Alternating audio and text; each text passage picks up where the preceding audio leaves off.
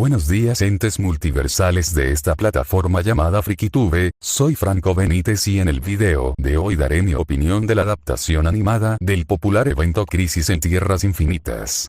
Para resumir por el momento, me pareció decepcionante y un pésimo producto, pero bueno, a lo largo de este trabajo audiovisual entenderán por qué esa postura. Aclaro que este solo será un comentario sencillo sobre la trilogía animada, así que el análisis no tendrá demasiada profundidad. En primer lugar, uno de los grandes defectos que comparten las tres películas es que no se deciden ser una historia original tomando como base la idea del cómic o ser una adaptación fiel de la obra original. Ambas ideas chocan constantemente haciendo la película más confusa de lo que ya es, que sí, vamos a adaptar al Antimonitor colaborando con el Psicopirata como en el cómic, pero después hacemos un relleno innecesario con Amazo enfrentándose a la Liga.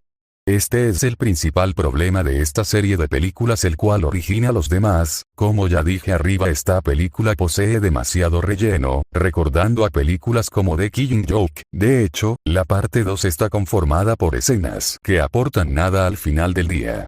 Aquí me refiero a los flashbacks sobre Kara y en Psicopirata que consumen toda la duración de la parte 2, ambos personajes luego en la parte 3 poseen una importancia casi ínfima, Psicopirata capturado por Lex Luthor y Kara muriendo, pero no de la misma forma que en el evento. Otro de los grandes fallos de esta adaptación son los diseños de los personajes. Entiendo que al estar anclados al Tomorrowverse no pueden cambiarlos tan bruscamente. Pero lo que me hizo enfadar bastante es que ninguna de las versiones de otras tierras posee diferencias notables. El Superman de la Edad Dorada no se diferencia en casi nada del Superman de la continuidad principal. Y otro que termina siendo afectado por esta poca creatividad en los diseños es el villano icónico de este evento, el Antimonitor. En el cómic, posee un estilo muy característico con aires robóticos y esa armadura que aún años después de la crisis original seguía apareciendo.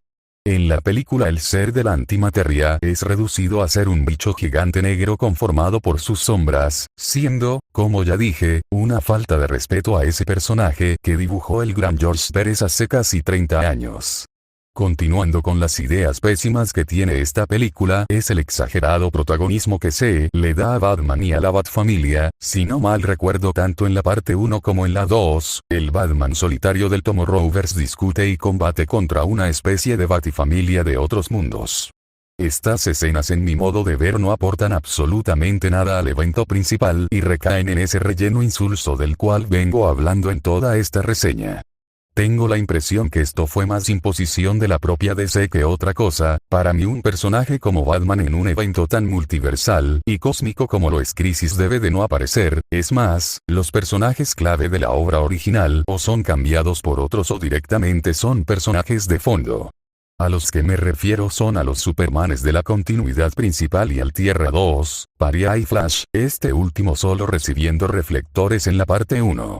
Continuando con mi opinión respecto a los personajes, me extrañó bastante el rol preponderante que se le dio a John Constantine, que si bien es coherente con lo construido en el Tomorrowverse y el universo animado anterior, a mí personalmente no me gustó el cambio que se hizo por Pariah.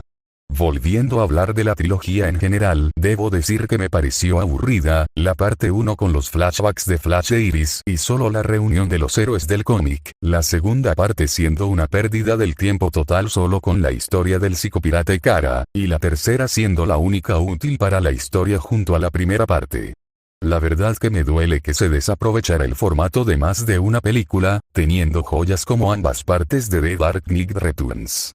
Todas las películas de esta saga también comparten tramos soporíferos donde lo único que vemos son solo a los héroes de diferentes universos parados y viendo pantallas azules constantemente. En parte, es fiel a los cómics, pero es ejecutado pésimamente y se siente muy aburrido. Es en una de estas escenas donde se adaptan, otra vez de mala forma, la parte de las torres del monitor del cómic, donde vemos a Kamandi junto a Solovar protegiendo las construcciones del monitor de las sombras del Antimonitor.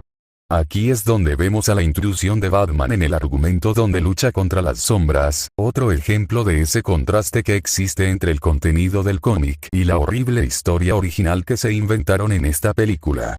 Podría continuar con otros detalles que me desagradaron, como la aparición de personajes que jamás se introdujeron en este universo, son carne de cañón como el tío Dudley de la familia Marvel, o cómo escribieron a Jon Stewart en este universo, pero prefiero más enfocarme en el acto final de esta versión de la crisis.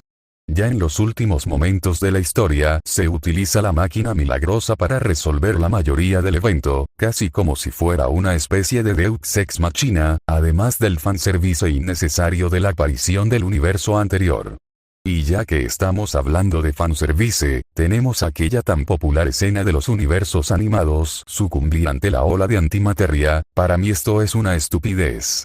En primer lugar, esta es una supuesta crisis dentro de este universo, en las partes anteriores jamás se sugiere que también influye en las series animadas.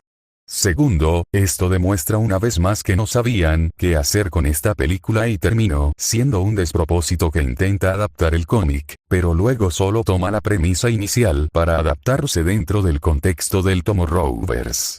Pero al final resulta que no solo afecta a este universo de películas, sino también al anterior y a las series animadas.